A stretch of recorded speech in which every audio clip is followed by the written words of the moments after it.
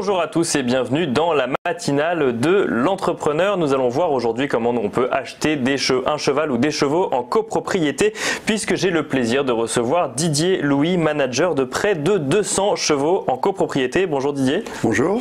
Bienvenue sur ce plateau. Alors on va commencer, avant de parler effectivement de l'achat d'un cheval en copropriété, de votre parcours. Avant de manager des chevaux, vous avez été cycliste professionnel. Non, pas professionnel. Pas professionnel. Amateur.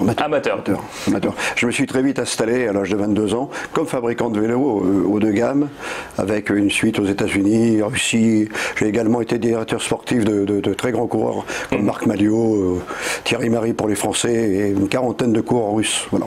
Donc cycliste amateur mais quand même assez investi pour ensuite diriger des entreprises liées au vélo et ensuite être directeur sportif de sportifs. Le sport m'a beaucoup aidé. Le sport vous a beaucoup aidé. Et ensuite vous vous êtes lancé dans les chevaux. Pourquoi passer du vélo C'est une passion que j'avais toujours un peu enfouie quand je m'étais installé en 75 dans le vélo. J'avais toujours dit si un jour je change de métier ou autre, j'essaierais d'abord de courir sur un sulky. D'accord. J'étais un peu passionné par ça. Et puis d'être propriétaire. D'accord. Je ne pensais pas un jour être conseiller manager en vente de chevaux. Je suis devenu comme ça, c'est suite à monsieur Roger Vercuise, qui m'a tout appris, à qui je dois tout, qui m'a dit un jour, tu vas monter une petite société qui va acheter et vendre des chevaux. C'est parti comme ça, mais j'avais jamais pensé.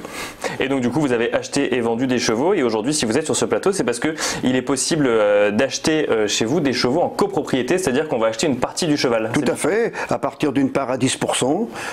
Bon principe, il y a des gens qui achètent 20 à 10, on est 5 ou 6 sur un cheval. D'accord. Et moi je fais la gestion de A à Z, le service après-vente pendant toute la durée de la carrière de course du cheval. Je suis là pour aiguiller les clients et essayer de les conseiller au mieux, puisque j'ai eu la chance aussi, quand j'ai rencontré M. Vercuise après, de travailler chez de très grands entraîneurs, où je suis quand même devenu quelqu'un d'un peu professionnel, si vous voulez. Bien sûr, donc vous avez effectivement une certaine connaissance du milieu, donc on parle effectivement de chevaux de course.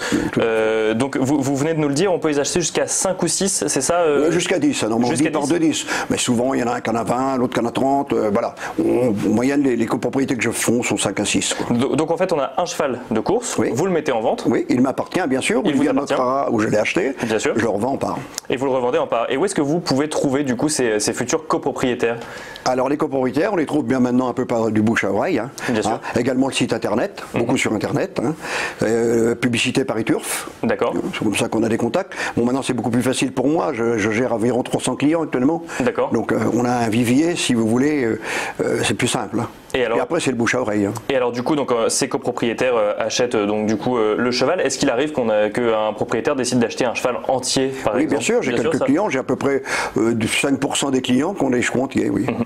Et alors une fois qu'il est acheté, donc du coup, moi mettons que je pourrais, alors on dit pas investir, on dit acheter en copropriété. Oui, parce que l'achat d'un cheval de course c'est du loisir avant tout. D'accord, donc c'est pas un investissement, c'est du loisir. C'est une diversification de patrimoine. Diversification de patrimoine. Loisir. D'accord. Loisir. Mais du loisir avant tout. Donc du coup, on est propriétaire de ce cheval, ou en tout cas d'une partie de ce cheval, ou en tout cas on est propriétaire à plusieurs d'un cheval. Qu'est-ce qui se passe par la suite? Il reste chez vous ce cheval? Alors le cheval il est placé chez un entraîneur, c'est moi qui trouve les entraîneurs. D'accord. Il est placé chez l'entraîneur. Je fais le service après-vente entre les copropriétaires, tout ce qui est association, tout ce qui est dépôt à la UCCF, au service des courses, bien sûr, les relations avec l'entraîneur bien sûr, le vétérinaire, le maréchal Ferrand. Bon, je fais vraiment un travail de A à Z, si vous voulez.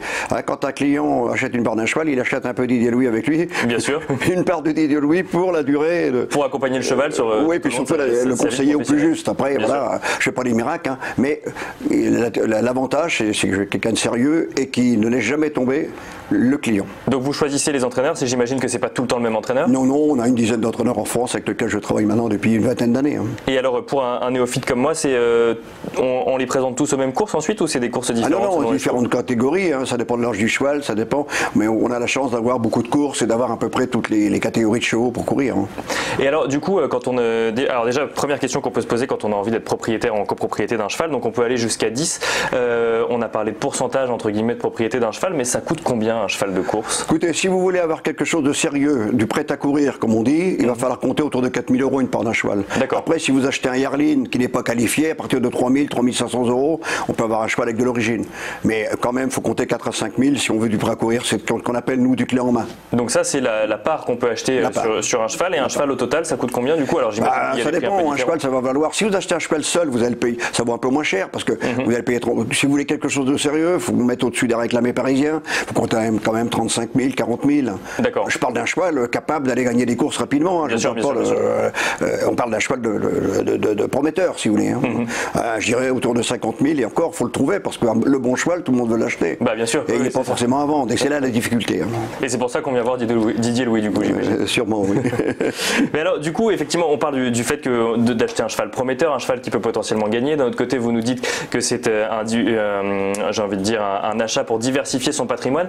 Est-ce que les gens qui viennent vous voir, ils viennent vous voir parce qu'ils sont passionnés de chevaux, ou parce qu'ils misent un petit peu quand même sur le fait que le cheval... À 95% des clients qui me contactent sont des gens passionnés, ou qu'on vit et qui savent très bien qu'ils prennent un risque en investissement sur un cheval de course. C'est d'ailleurs pour ça que les gains sont nets d'impôts, sont pas imposables. Hein, ils savent où ils vont. D'ailleurs, moi, je leur explique de A à Z les risques. On peut perdre la totalité de son investissement. C'est marqué sur nos bons de commande, c'est marqué sur nos factures, hein, parce que vous savez, un cheval, c'est un athlète qui ne parle pas. Bien sûr. Vous savez, vous pouvez avoir un bon cheval aujourd'hui, dans 15 jours, il a un problème mécanique, une maladie, ou moralement, il prend une course dure, et votre cheval, il tourne du mauvais côté. Hein.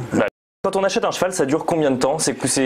Alors, mettons que vous achetez un cheval qui est 2 ans, on va dire 2 ans, il peut courir jusqu'à 10 ans. Je dis bien il peut, mais il va courir tant qu'il va avoir la capacité, et là d'avoir un rendement, au moins payer ses pensions.